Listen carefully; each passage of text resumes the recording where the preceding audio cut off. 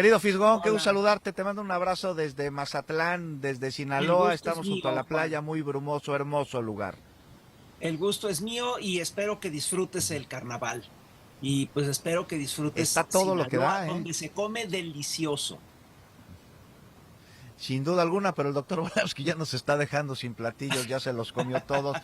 Fisgón, ¿cómo ves este envío 29 líderes y fundadores de grupos delincuenciales a los Estados Unidos? Decía el chat de mis tías y de mis tíos que todos habían sido detenidos durante gobiernos del PRI o del PAN, ninguno después de diciembre de 2018. Bueno, pues ya matamos el relato con dato de 29, 20 fueron detenidos después del 1 de diciembre de 2018. ¿Cómo ves, Fisgón? No, pues muy importante. Ahora, fíjate, lo que acabas de tocar es muy importante. Es decir, si es importante, si es crucial revisar o cruzar el relato que se quiere instalar con datos y hechos. A mí me gustaría poner un marco así muy general de qué es lo que se está viviendo, en qué contexto se da esta extradición masiva de capos. Es decir, yo creo que es una extradición sin precedentes.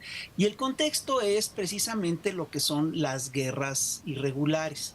No se nos puede olvidar que todos los imperios siempre a lo largo de la historia han intervenido donde han podido. Y no se nos puede olvidar que Estados Unidos tiene una estrategia específica para intervenir en otras naciones. Son las estrategias de guerra irregular. En 2010, en tiempos de Obama, Estados Unidos intervenía en 75 países. Hoy interviene en muchos más. Y estas estrategias de guerra irregular se guían sobre todo sus herramientas son sobre todo jurídicas, así hacen lawfare, hacen guerra jurídica, y mediáticas, hacen guerra mediática. No se nos puede olvidar, por ejemplo, el nado sincronizado que vivimos en julio de 2024, sí, cuando ProPublica y Tim Golden y Anabel Hernández publicaron casi que al mismo tiempo un texto diciendo que López Obrador estaba ligado al narcotráfico y presentaban básicamente las mismas pruebas, y resultó que toda esa acusación era totalmente infundada. Es decir, la verdad es que era muy, muy pobre lo que se tenía, ¿no?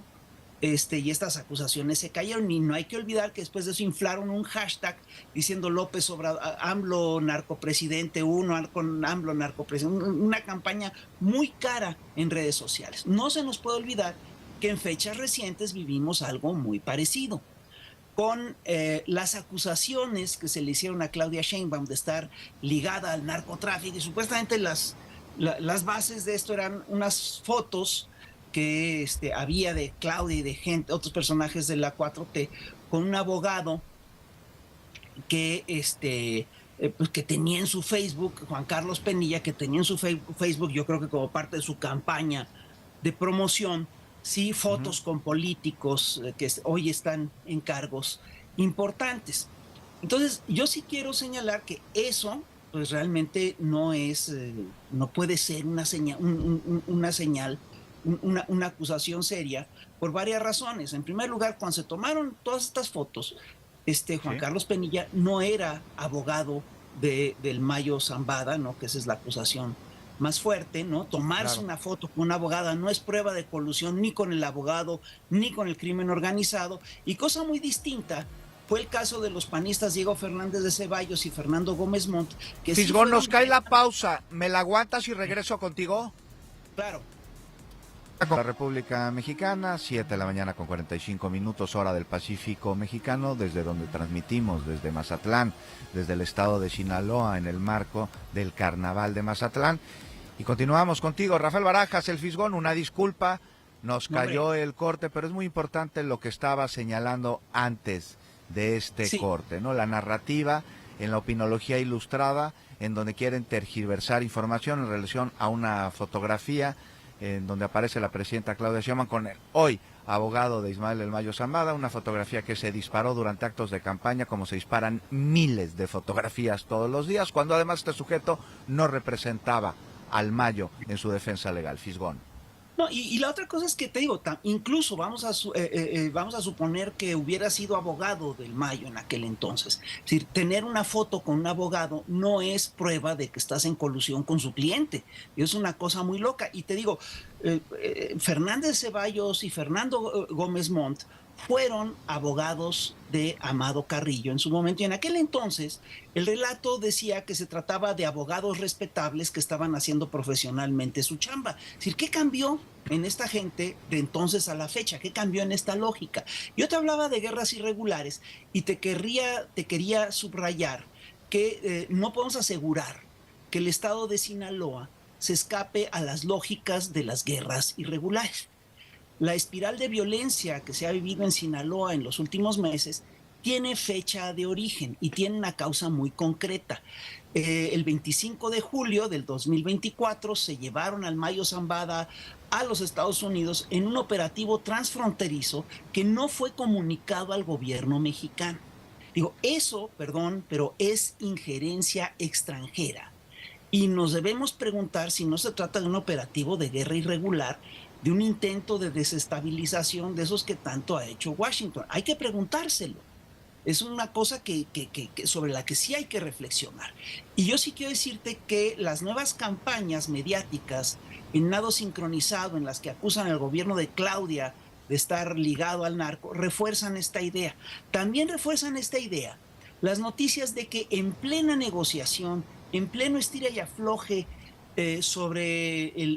con Trump sobre el tema de los aranceles, después de que Trump firma un decreto designando a los cárteles como organizaciones terroristas, se tenía información dura de que unos jueces tenían la intención de liberar, de amparar o de retrasar extradiciones de jefes del crimen organizado que estaban detenidos en penales de alta seguridad de México y que Estados Unidos los estaba solicitando.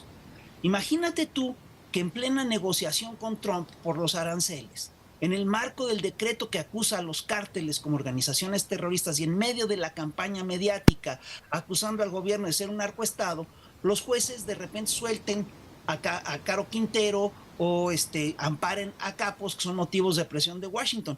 Es el relato perfecto para justificar una intervención. Entonces, la extradición de los 29 capos lo que hace es que corta de tajo esta narrativa. También tumba el relato de que el gobierno mexicano no quería extraditar a los capos para ocultar sus nexos con el crimen organizado. Y mira, ahora la narrativa de la derecha tiene que ver con esto que decías tú, Juan, del chat de tus tías, de que no, es que todos fueron detenidos en tiempos de Felipe Calderón. No es cierto, tú lo dijiste, 20 de 29 fueron detenidos bajo los gobiernos de la Cuarta Transformación.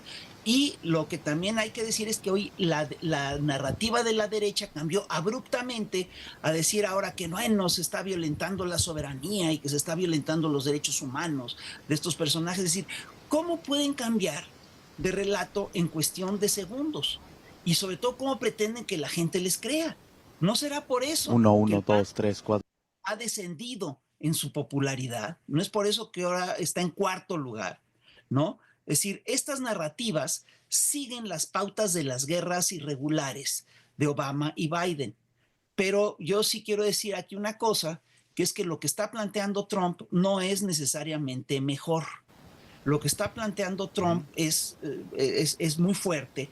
No se nos olvide que México ha sido acusado por Trump de estar controlado en gran parte por el narcotráfico y que nos asignaron como embajador a Ronald Johnson, que es un halcón veterano de la CIA, boina verde, experto en operaciones psicológicas, que ha estado en El Salvador, en Panamá, en Yugoslavia, en Irak y en Afganistán, donde hay guerras. Bueno, esto es lo que en este contexto se tiene que leer toda esta historia. Pero totalmente, Rafael Barajas, Fisgón, ahí están los manuales de guerras silenciosas de Obama, no son los únicos que existen, es el modus operandi que tienen los Estados Unidos, crear desestabilización en territorios para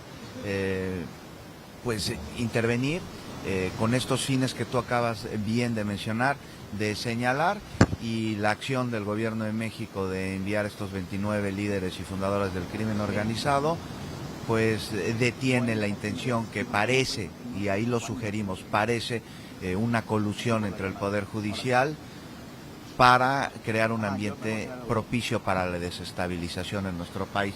Oye, Fisgón, y sobre este tema histórico, sin duda alguna, para nuestro país, el envío de estos generadores de violencia a los Estados Unidos, pero para los estadounidenses también es histórico haber recibido estos sujetos, ¿no crees? Claro, por supuesto. Mira, tiene una implicación muy fuerte todo lo del, sobre todo lo de Caro Quintero, porque él fue acusado durante mucho tiempo de ser el asesino directo de Kiki Camarena, el agente de la DEA, ejecutado en México hace ya varios sexenios. Es curiosa la historia porque se ha demostrado, se ha documentado con testigos y todo que quien ejecuta finalmente a Kiki Camarena es gente de la CIA en colusión con el cártel, el entonces cártel de Guadalajara, en fin. Pero para ellos, para Estados Unidos, para la DEA, tiene un carácter simbólico muy importante la extradición de Caro Quintero. Y yo te querría señalar un último tema que creo que es importante. Es decir, todo esto hay que leerlo y todas estas campañas tenemos que leerlas en el contexto de lo que está ocurriendo en Estados Unidos, donde hay un cambio de estrategia importante que tiene que ver con las contradicciones y los conflictos internos del sistema. Hay un cambio, hay una crisis brutal, estamos viendo una ruptura dentro de los Estados Unidos. Hay como que dos bloques, está el bloque neoliberal ortodoxo que se alinea alrededor del grupo de Davos y está este grupo de los mega nuevos millonarios cuyo emblema serían Trump y cuyo emblema sería Elon Musk. Son dos proyectos, parece ser que están totalmente distintos, y lo que vimos el día de ayer en la Casa Blanca es muy importante. Vimos cómo Estados Unidos humilla a Zelensky, un viejo aliado, un hombre que ha hecho todo lo que ha pedido Estados Unidos, que ha sacrificado a su población, y están prácticamente, si yo quiero saber cómo va a pasar la historia de este hombre, ¿no? Pues básicamente lo sacrificaron. Yo sí le quiero sugerir a todos aquellos que apoyan la intervención de Estados Unidos que se miren en el espejo de Zelensky. De veras de veras están dando cuenta de las implicaciones que tiene una intervención de Estados Unidos en nuestro país y de veras están conscientes de cómo los puede tratar Estados Unidos. Pues no lo creo, Fisgón, no creo que estén conscientes, no creo que lo tengan visto, que lo tengan digerido, y pues son una reminiscencia lamentable de aquella comisión de Miramar que fue al otro lado del Océano Atlántico a pedirle a un monarca europeo que fuera el monarca de nuestro país. Ahí están sus descendientes, sí hacen mucho ruido, pero son muy poquitos. Fisgón, nos quedan 2 minutitos para concluir. Sí, mira, yo sí creo que tenemos que revisar todo lo que está ocurriendo. Es decir, yo sí creo que tenemos que estudiar qué es lo que está pasando y hay que leer lo que pasa en México dentro de este contexto. Resulta muy curioso ver que Trump ha entrado en conflicto directo con los viejos aliados de los Estados Unidos, rompe el acuerdo de América del Norte, se confronta con Francia, se confronta con Alemania. Y en ese sentido quiero decir que el regaño de J.D. Vance en Alemania fue verdaderamente brutal. Fue muy grosero, ¿no? En cambio, lo que sí estamos viendo es que Trump sí está buscando acuerdos con Rusia y con la India. Ojo, con Rusia y con la India, está buscando romper al BRICS, no está haciendo acuerdos con China. Yo creo que su principal foco es China, su principal objetivo es China. Y en este contexto resulta muy significativo que México, encabezado por Claudia Sheinbaum, es uno de los pocos países que ha logrado un buen acuerdo con Estados Unidos. Y aquí lo que hay que señalar es que se negocia mejor, Trump negocia mejor con quien tiene más legitimidad y credibilidad. Y hay una cosa que yo sí quiero subrayar y con esto termino, perdón, y es que la estrategia de seguridad ha cambiado. Y al cambiar esta estrategia nos ha ido mejor. Yo sí quiero señalar que en Sinaloa está destacado Omar García Harfuch y que creo que ha hecho un caso importante, ha tenido logros importantes, los resultados son significativos. El corresponsal nos acaba de dar toda una serie de informaciones que son muy importantes. Se han hecho decomisos, capturas, detenciones importantes con el apoyo del gobierno federal y el local. Y sobre todo que se ha hecho mucho trabajo policíaco. Y lo más importante, se ha hecho cuidando la seguridad de los ciudadanos. Esto es un cambio importante. Claro que es un cambio importante y esta estrategia y este envío de generadores de violencia a los Estados Unidos, pues no solo es un mensaje para nuestro país, sino también para los Estados Unidos, donde parece pues que tendrían que digerirlo mejor, más claro y actuar conforme a ello. Fisgón, muchísimas gracias por habernos acompañado, siempre tan generoso con nosotros. Desde Mazatlán te mando un abrazo bien fuerte, al que se suma el doctor Volavsky. Al contrario, el gusto es mío y te mando un abrazo muy cariñoso. Muchísimas gracias, Rafael Barajas, el Fisgón. Nos vamos a una muy breve pausa.